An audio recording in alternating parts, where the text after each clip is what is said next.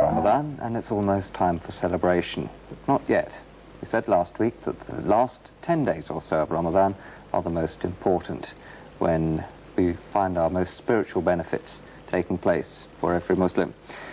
But first, Anwar, I think we shall look at a celebration called Ada. Wada. Wada. Yes. Could you tell us about that? Yes, Wada means farewell, actually. And by the time Ramadan enters its last third, last 10 days or 9 days, because of lunar months could be 30 and could be 29, Muslims would have, by that time, established a sort of almost personal relation with the occasion. So when they speak of Wada during the last 10 days of Ramadan, they tend to personify Ramadan. It is an occasion during which they have devoted a lot of their time to spiritual activities, and they like it. And now they feel that Ramadan is parting, so they try to give him a sort of farewell party. And this is what is meant actually by Wada. They recite verses from the Quran, they recite certain poems or even songs to a certain extent, saying goodbye to Ramadan. They also perform one sort of a dance or another in farewell to the month. All right, so let's go out into the streets of Doha once again. And this is late at night, and it is Wada being performed in Doha.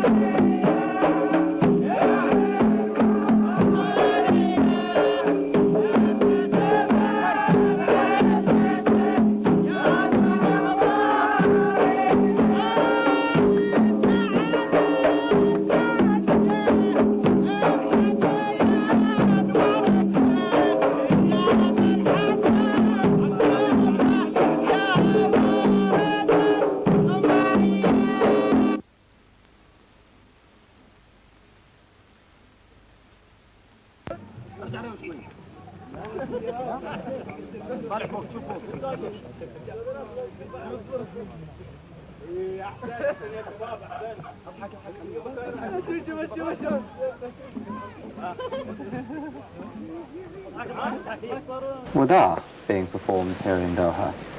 Now, Anwar, I don't think the Quran has anything to say on Eid al-Fitr, but I think there is some hadith. Yes. So could you first of all tell us what hadith means? Yes.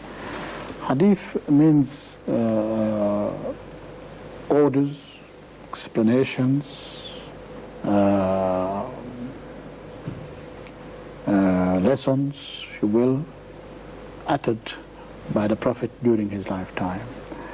And of course, the Prophet, peace be upon him, is the main source of explaining the Quran. The Quran itself says so. And so we have volumes and volumes of hadith, and they have the weight of some verses in the Quran, as long as you have established them as true hadith, because many false hadiths have been introduced as time went on. But we have it on very good authority. Many Muslim scholars have devoted a lot of their time to this task, and they came up with some admirable work like Sahih Muslim, Bukhari and others. And there are many hadith on Eid. One of them I have here, which says, fast on sighting it. That is the new moon of the lunar month of Ramadan.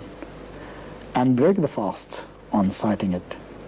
And that is the new moon of the lunar month of Shawwal, which is the beginning of Eid al-Fitr. The first day of Shawwal is the first 3 holiday occasion marked out for celebrating Eid al-Fitr, that is breaking the fast. And also another hadith which explains a lot of the social activity going on the first day of the Eid, such as going about visiting neighbors, relatives, and congratulating each other on being able to perform fasting as required of them.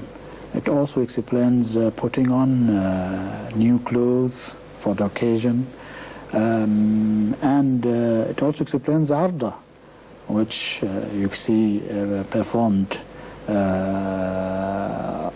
in the open in Doha on the first day of the Eid. The hadith says, a fasting believer rejoices twice: the day he breaks the fast and the day he joins his Lord.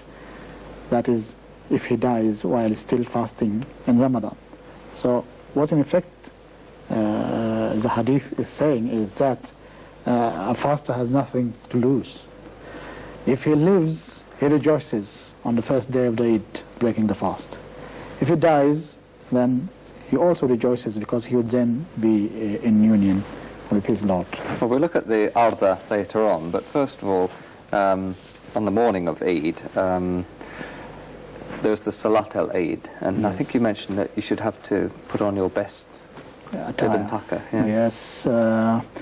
Yeah, the philosophy behind putting on new clothes on the first day of the Eid is that when you go to meet someone important for an interview, or where you're applying for a new job or something of the sort, or when you're receiving someone who is very dear to your heart, you have a rendezvous with someone of the sort, you put on your best clothes. Let alone you have a rendezvous with God here. You're going to do your Eid prayers. So you've got to put on the best attire. If you can afford buy new clothes, well and good.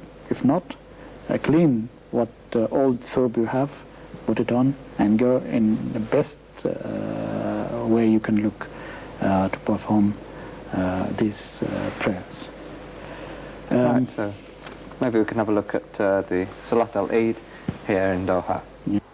اعتدلوا رحمكم الله. الله أكبر. سبحانك اللهم وبحمدك تبارك اسمك. الله أكبر كبيرا والحمد لله كثيرا سبحان الله الله أكبر كبيرا والحمد لله كثيرا سبحان الله الله أكبر كبيرا والحمد لله كثيرا سبحان الله الله أكبر كبيرا والحمد لله سبحان الله الله أكبر كبيرا والحمد لله كثيرا سبحان الله الله أكبر كبيرا والحمد لله كثيرا سبحان الله. أعوذ بالله من الشيطان الرجيم. بسم الله الرحمن الرحيم. الحمد لله رب العالمين الرحمن الرحيم مالك يوم الدين إياك نعبد وإياك نستعين اهدنا الصراط المستقيم صراط الذين أنعمت عليهم غير المغضوب عليهم ولا الضالين آمين. الليل إذا يغشى والنهار إذا تجلى وما خلق الذكر والأنثى إن سعيكم لشتى فأما من أعطى واتقى وصدق بالحسنى فسنيسره لليسرى وأما من بخل واستغنى وكذب بالحسنى فسنيسره للعسرى وما يغني عنه ماله إذا تردى إن علينا للهدى وإن لنا للآخرة والأولى فأنذرتكم نارا تلظى لا يصلاها إلا الأشقى الذي كذب وتولى وسيجنبها الأتقى الذي يؤتي ماله يتزكى وما لأحد عنده من نعمة تجزى إلا ابتغاء وجه ربه الأعلى ولسوف يرضى. الله أكبر.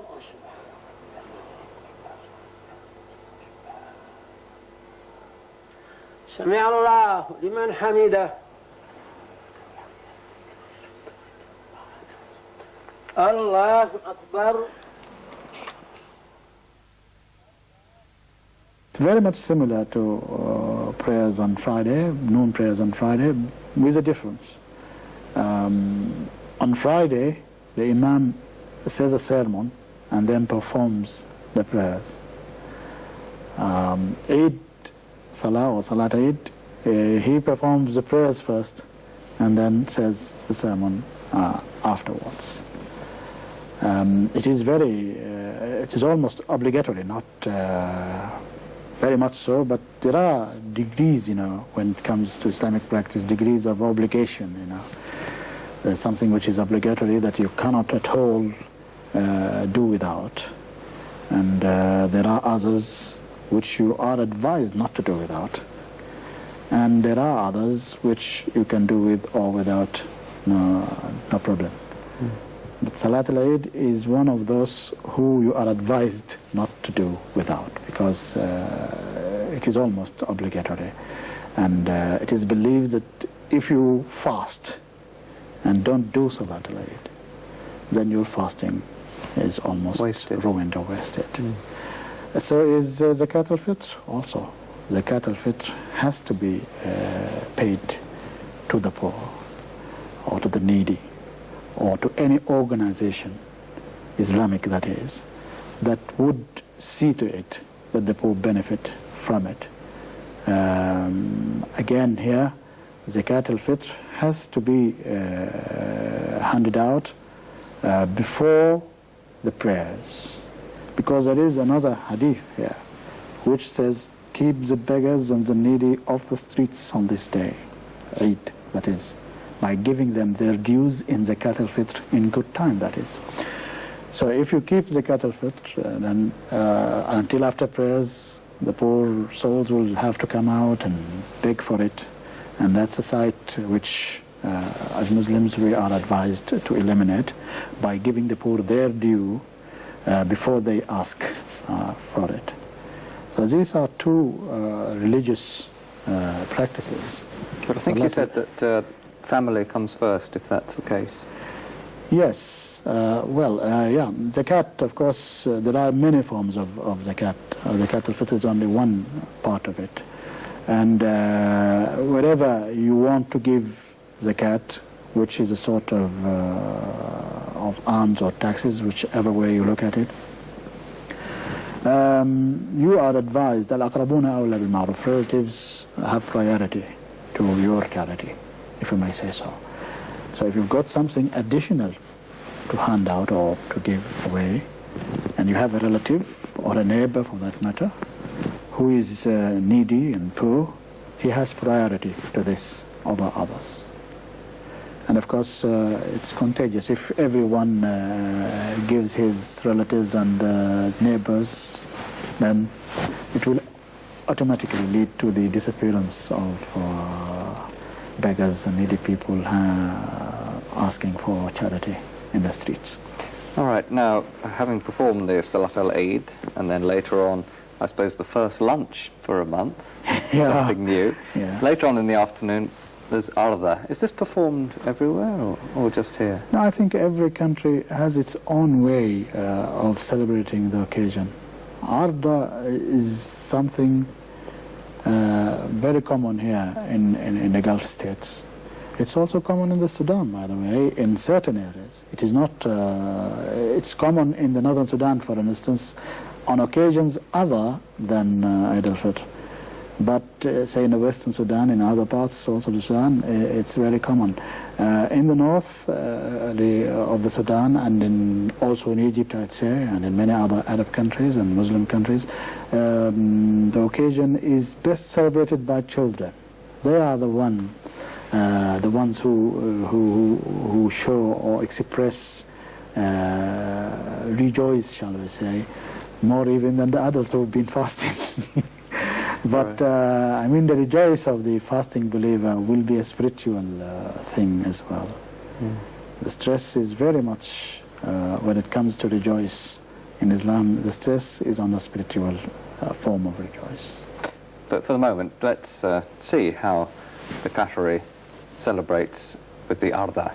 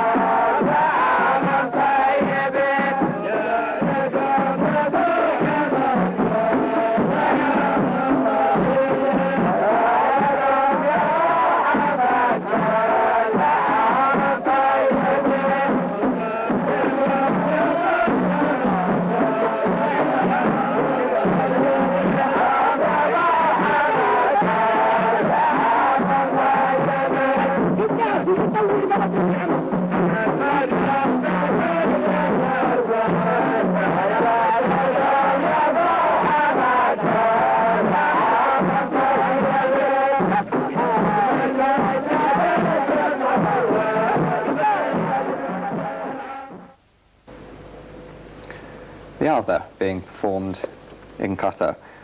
And so at the end of it all, Anwar, we've come to the end of Ramadan. The Eid has been celebrated.